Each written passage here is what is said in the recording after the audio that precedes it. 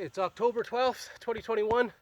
I'm excited that we finally started our barn project. So I'm going to walk you through today some of the logistics that I put into this, trying to think through how I was going to design it. Last time I showed you guys the lines there that I started with right here, the ropes, in order to try to square off my stonework that I was doing for the foundation. And I'm just going to show you the progress I've made so far. If you look here, look at that, by me own mother said I couldn't even do it. So we got this thing leveled up on stones. I'll set it here on the other side. There you can see perfectly level. And here on the compass, it's just about on east to west. You can see it's a little bit canted this way, but that's also because of the way the sun rises and sets.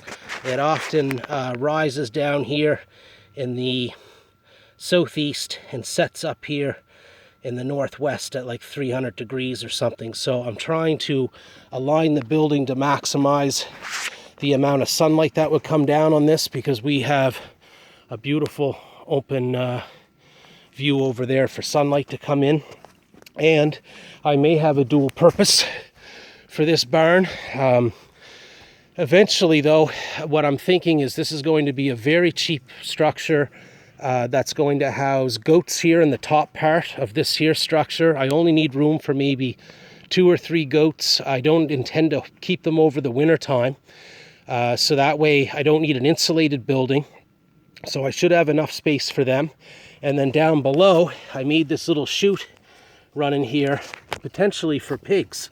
So now I could have maybe a pig or two living down underneath where it's nice and cool in the summertime, and they can kind of burrow in there. I'm going to have to put a lot of large rock around that they can't undermine any foundation work that I've done.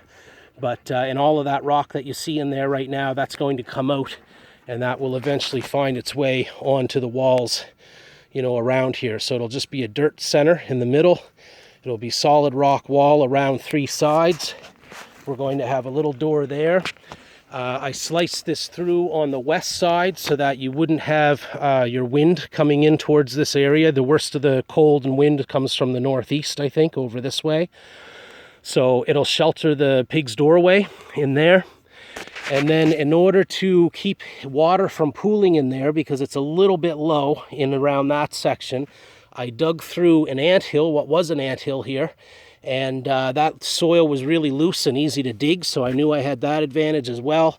And then I just started grading this down so that it would slope, drain into here, and then eventually this is going to be cut out, I think, and I'm going to run a drain through here and along this area. And this here is going to be a trench running right through here that goes again pretty much in line with north-south. And that, I'm thinking, may solve some water problems if I happen to have a garden up here that'll have a bit of a swale where water can run in from here and run in from whatever building we have and gather in here and then leach into the soil going in the direction of the river.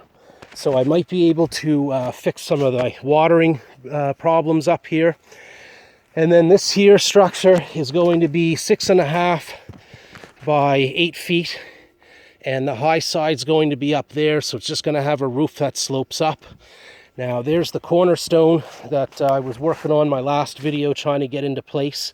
So I got that there to hold that corner, and then from that I was able to level off my other corners and get everything squared up and stuff.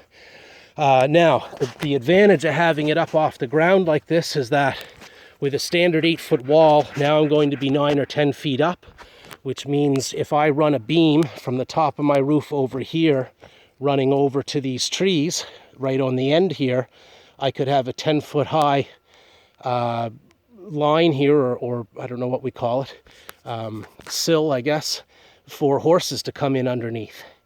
And so now I've got the height maybe that this section could be done for a very cheap horse barn by running off of the existing building some poles that would run out to that tree over there, similar to what we did with our A-frame cabin. What I'll do is I'll go up and top it and take all the limbs off coming down, and then I'll use these poles as support beams for one end of a barn.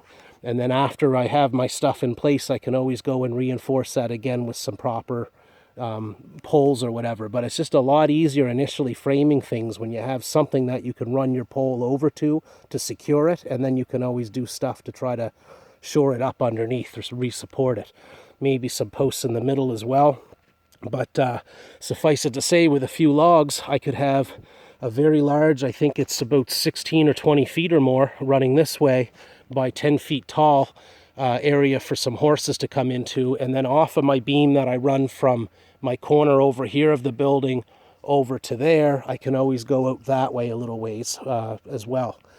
So it's going to, I think with the small building that my father was, I appreciate that he went and prefabbed this for me and put this together. So with the small building that he's built here, that we're going to erect here in a few weeks, I should be able to run off of that with just some logs and make a really large sort of barn for very cheap.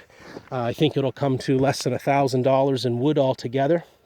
And then the rock was what my mom there wasn't sure if I was going to be able to get this all leveled, and this was a job, but and I still have to fill it all in. Now I've got the job of trying to build it up and all the way around and try to hit the beam underneath in as many contact places as I can to support everything as best I can.